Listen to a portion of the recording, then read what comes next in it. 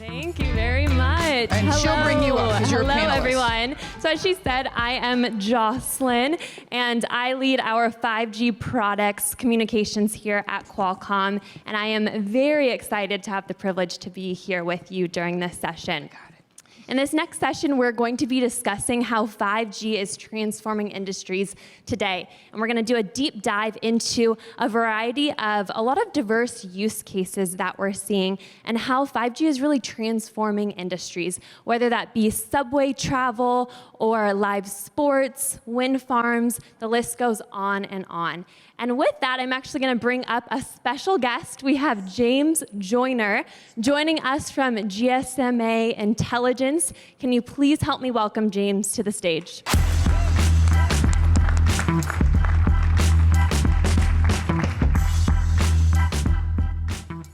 Hey, James, it's good to have you here with us. Hi, Jocelyn. Thanks for that introduction. Thanks. James actually traveled here all the way from London to be here with us today. So we're very happy to have you here. And before we get into all the fun of your presentation that's coming up, can you just give us a brief introduction of yourself and what you do for the company? Yeah, sure. So I began working in the telecoms industry at Vodafone UK in the strategy team before moving into a role as an industry analyst, covering mobile operators and networks. I currently work at GSMA Intelligence, which is the research and consulting arm of the GSMA. And there I spend a lot of time looking at 5G trends, analyzing the behavior of early 5G users, and evaluating how operators are marketing and selling their 5G value propositions. And to do that, I speak to a range of stakeholders across the industry, as well as internal teams at the GSMA. Sounds very interesting. Well, we are very thankful to have you here joining us today. And GSMA actually has a really interesting vantage point with everything going on in 5G and the activities across the world. And we know that you're going to share with us a couple exciting use cases. So you want to take us to the beginning of what are you going to be sharing with us today? Sure. So today I want to cover a range of different applications that we've compiled on the GSMA 5G Transformation Hub. And that was something we launched earlier this year at Mobile World Congress in Barcelona. And the GSMA 5G Transformation Hub is an online portal containing information about a variety of different 5G case studies. On there is information about 5G design, the benefits of 5G, as well as the key stakeholders involved in each of the case studies. And we also look at the future positive impact from scaling up some of these case studies across different regions. So as you can see from the screen behind us, there are currently 8 case studies on the GSMA 5G Transformation Hub, and they cover a real variety of industries and applications. For today's session, I want to focus on those 4 case studies along the top. So that looks at how 5G is transforming subway travel, how 5G can enhance the in-stadium experience, how 5G is boosting industrial productivity, and finally, how 5G is turbocharging wind farms. Awesome. Well, we are very excited for that. And we know from conversations we've had and just the industry in general that mmWave is very important, especially for high capacity use cases. So what are you seeing for that in terms of application? Sure. So firstly, what I would say is I think the last couple of days have really highlighted how the mmWave ecosystem is starting to mature. So we've seen mmWave spectrum for 5G auction now in over 20 markets, and we're seeing a number of live deployments. And when that's coupled with the developments on the device side, we're going to start seeing a lot more applications come to market in the next year or so. And that brings us on to the first case study from the GSMA 5G Transformation Hub. And that really highlights one of the key use cases that I think is out there for mmWave, and that's public transport. So we know what it's like on public transport when there's a lot of people traveling. The network can become quite congested, and that can impact the quality of mobile services, but also the quality of public Wi-Fi services backhauled by by mobile networks. And on this case study we're looking at here, we've got an example from South Korea where the mobile operators worked with the Ministry of Science and ICT to deliver 5G millimeter wave backhaul along parts of the subway line in Seoul and using spectrum in the 28 gigahertz band. So a few more details on the actual deployment. So within the front and rear engine room of the train, the operators installed 2 CPEs, and then there's an access point installed in each of the passenger trains.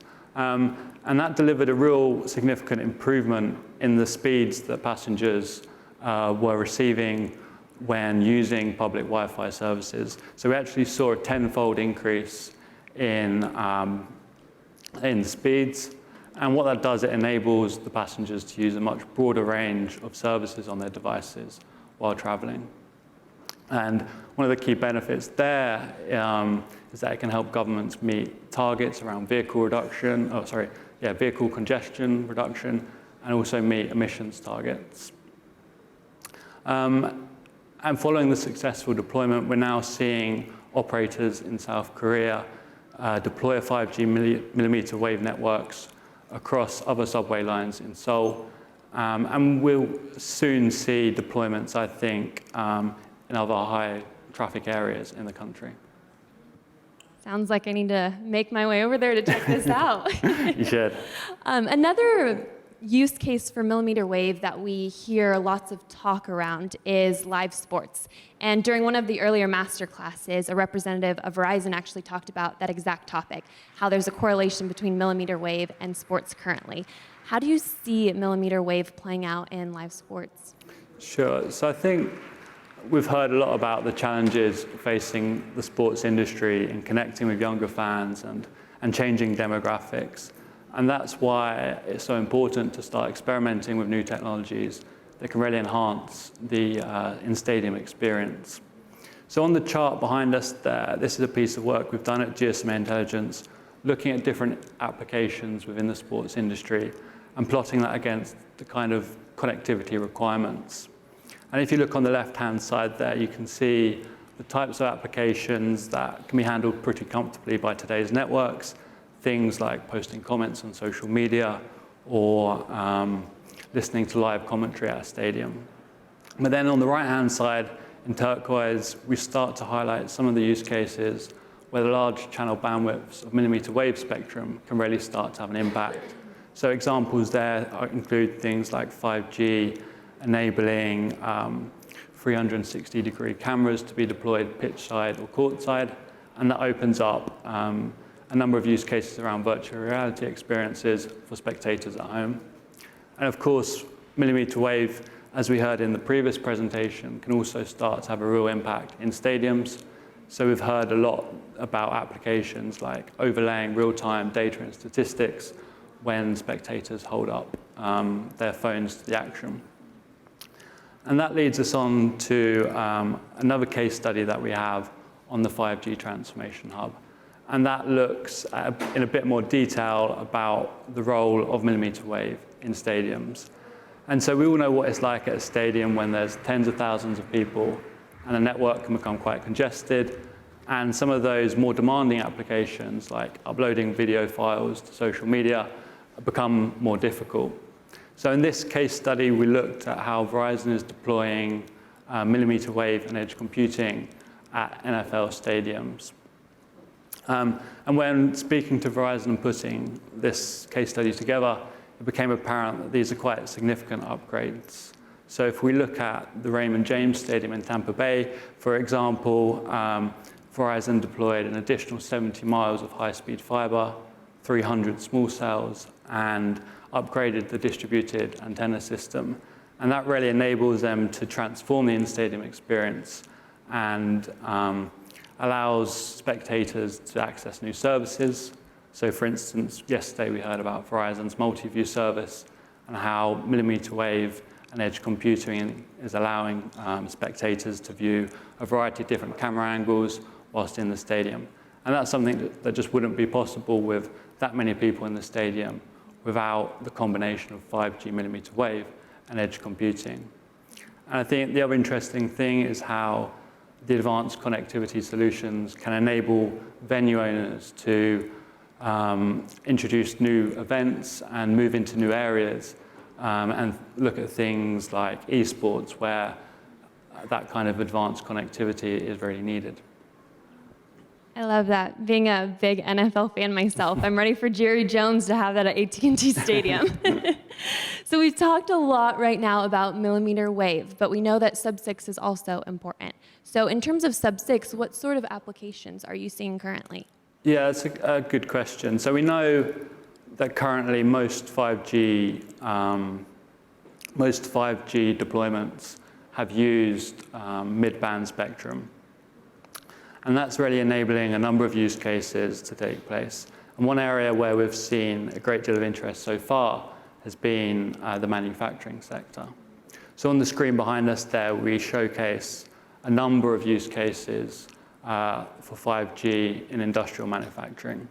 And some of these we're already starting to see deployed today, whereas others we can expect a bit further down the line once later 5G versions are commercialized. So for example, 5G's improved reliability and coverage can stimulate the adoption of massive wireless sensor networks, and that enables use cases such as asset monitoring. And we're also seeing a lot of interest in other areas, so things like automated guided vehicles, and also things like closed loop control and process automation. And another area, of course, we hear quite a bit about, as we've done so far at the Summit, is mobile robots. And that brings us on to another case study that we have on the 5G Transformation Hub. So currently, a lot of manufacturing plants use industrial transfer robots to pick up and move heavy objects along fixed routes. And these fixed routes can be quite expensive to alter, as new configurations require new equipment across the entire assembly line. And that really limits the flexibility of manufacturers to respond to changes in demand. And in this case study, we show a leading automotive manufacturer in China who is looking to replace these inflexible systems with 5G transfer robots. And those robots so that integrates technologies from Qualcomm and also Thundercom, so it has specialized software from Thundercom looking at, which enables it to integrate technologies like facial recognition and object tracking. And as you can see there on the slide, Thundercom estimate that 5G can improve productivity in manufacturing plants by more than 10%. And that's really due to 5G's enhanced mobility and how that can increase flexibility, but also reduce downtime. I think one of the other really interesting things about this case study is how it shows the value of 5G and edge computing combined with AI and machine learning. So each of the robots in this case study are equipped with an onboard camera that can capture images. And then machine learning can then be used to train the robots to recognize specific images and objects, and that's helping to reduce incidents involving factory workers and robots. And it's important to add that most of the time, the machine learning is actually taking place at the network edge, and that brings benefits for manufacturers in terms of data localization and data privacy. Sounds very fascinating. Are there any other sub-6 use cases that you're seeing a lot of interest in specifically? Sure. So at GSMA Intelligence, we've done quite a bit of research in this area, and we're seeing interest in 5G across a range of verticals. So each year we do a survey of enterprises, and what that shows is that the strongest interest out there that we're seeing currently is across the manufacturing, utilities, and automotive verticals. I've talked quite a bit about manufacturing, so I won't share any examples there, but I'm happy to talk about automotive use cases we're seeing and utilities. So we see a lot of potential for 5G enhanced operations in the automotive sector. Not only will 5G enabled C-V2X improve road safety, but it can also help meet emissions targets by smoothing out acceleration and deceleration patterns. And also we see a lot more coming down the line once later 5G versions enable things like improved positioning, and that can open up new use cases around remote operation of vehicles. Then in the utility sector, we're also seeing quite a bit of interest around applications and use cases like smart grids. While 4G can be used for some of these applications, 5G really enables real-time monitoring of more complex virtual plants, and that helps to create a more efficient operations. And then staying on the utility sector, we're seeing a lot of interest in private networks. And that really stems from the fact a lot of utility providers require coverage in areas that are hard to reach for public networks, particularly ones relying on mid and high band spectrum. So that's really driving interest in private networks, and in particular getting location-specific coverage across a number of scenarios. I think a great example there is wind farms, which are often located in rural areas, but have quite demanding connectivity requirements. And I think that's actually a very intriguing topic. I think wind farms are very fascinating, and we're lucky enough, James, to actually have another James who goes by Jim to be joining us here today. So I'm going to welcome up Jim Kiles from Value AI to join us. Thanks, Jim. Feel free to sit down and join us. And I think you actually brought a very fascinating video with you today. If we could throw that up on the screen, that would be awesome. And Jim, thank you so much for being here. And as that gets queued up, if you can just walk us through what's going on in that video, that would be really awesome. Yeah, this is a lot of fun that we had up in Montana on the Cycle Horseshoe Bend Wind Farm outside of Great Falls with the Qualcomm team led by Kishore Chakravarti, and reporting, of course, to Dave Singh, who's done some great stuff with that team in other respects. We got together around the idea of implementing a proof of concept for a total implementation of a wind physics AI solution to manage how wind farms operate, and at the same time integrating that with what customers have asked us for over and over again, which is a parallel network that can increase the amount of sensor activity that's going on the wind farm. The GSMA study that James referred to is up there talking all about that. And so with the Qualcomm team, we went up and we ran a full proof of concept. We proved that that we could use drones on a wind farm to inspect a turbine in a preordained flight path managed under a 5G implementation.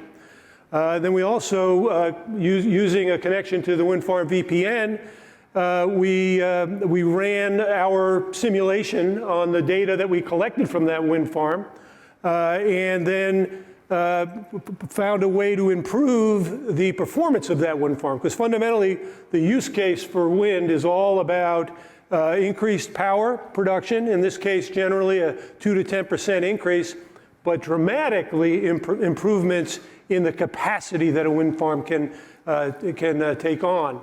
And that's a very logical scenario. If you apply collective intelligence among turbines working together to maximize the value of the wind, suddenly you can do so much more.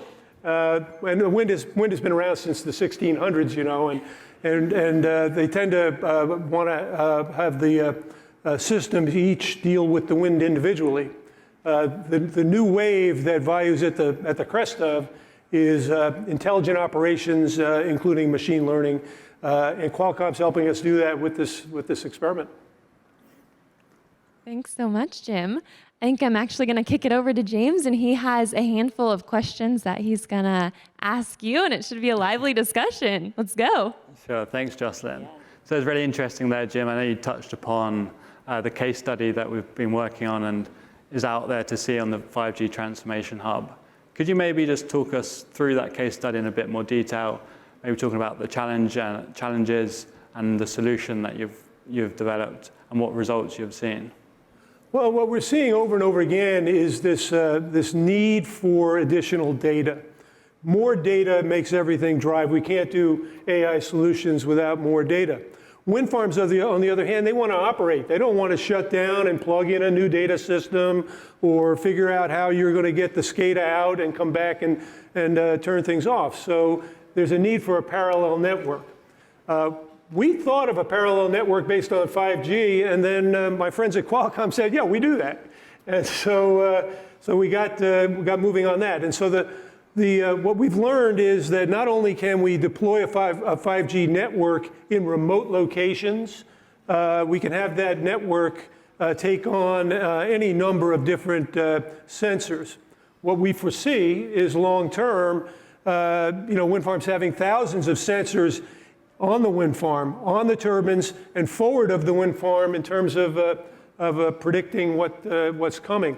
And when I say what we see, I mean, this is all going to happen very soon because we've now proven everything in our proof of concept with Qualcomm, and now the next step is full deployments on wind farms that might have 200 turbines. It's great to hear, and it sounds like it's had a lot of positive results from that initial deployment. One interesting area, I think, is the use of 5G rather than other technologies such as Wi-Fi at wind farms. Could you maybe explain a bit more about your thinking there?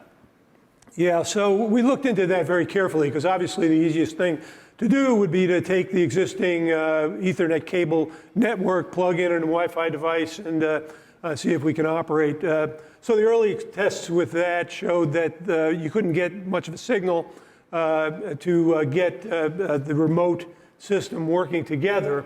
And before we ever even looked at 5G, we also looked at mesh networks that might be able to manage multiple devices, sensor devices and locations.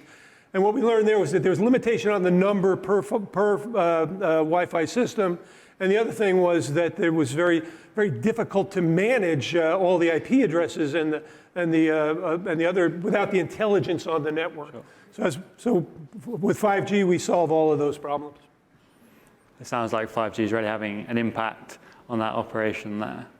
It brings intelligence, it brings throughput, it brings lots of data. In wind farms, data is everything, and data equals additional value. Just to give you an idea of what that value is, the average wind farm will increase its production utilizing a machine learning system like ours by 2 to 10% just on production. The real catch, though, is in the value of the operation. The increased nameplate capacity on wind farms that were constructed between 2005 and 2017 would be in the range of 30 to 70%. And similar in comparison to what can be done on a site that's being planned now. And we all know that everything's moving offshore. And offshore, everything will be about turbines moving closer together and being more intelligent and having more data. We're talking to all the stakeholders in deploying offshore wind, and everybody's excited about the premise of 5G, and Qualcomm is working with us to try and help make that happen everywhere. That sounds good. So just on that note, obviously I don't want you to give away too many secrets, but is there anything you could share on your future plans for deploying 5G in 2022 and beyond? So you mean wind farms that we're going to go deploy on? I'm going to give you locations. How's that? We're going after a big play in California to do as many as we can, working with CC. We're also moving aggressively forward in Oregon, more in Montana. We have plans in upstate New York, and we are, you can't do this industry without making a stop in Copenhagen. And so there's some folks over there that we're talking aggressively with about getting some deployments going. It's really exciting. It may not be us that does them all. I hope it is. But I think the industry is taking hold on this, and you're going to see a lot of 5G. You're going to see a lot of machine learning integrated into those kinds of systems. Sounds like a busy few months coming up then. We'll be busy, I hope. Thank you so much, Jim, for joining us, and James for the great discussion. I never knew I could be so excited about wind farms. I need to come out and check your sites out. It sounds amazing. They're pretty as can be, too. Everyone, you're invited to come. We'll go on a field trip together. So James, as we just wrap up, is there anything you really want the audience to take away from this discussion? Sure. So I think there's three main takeaways from this discussion.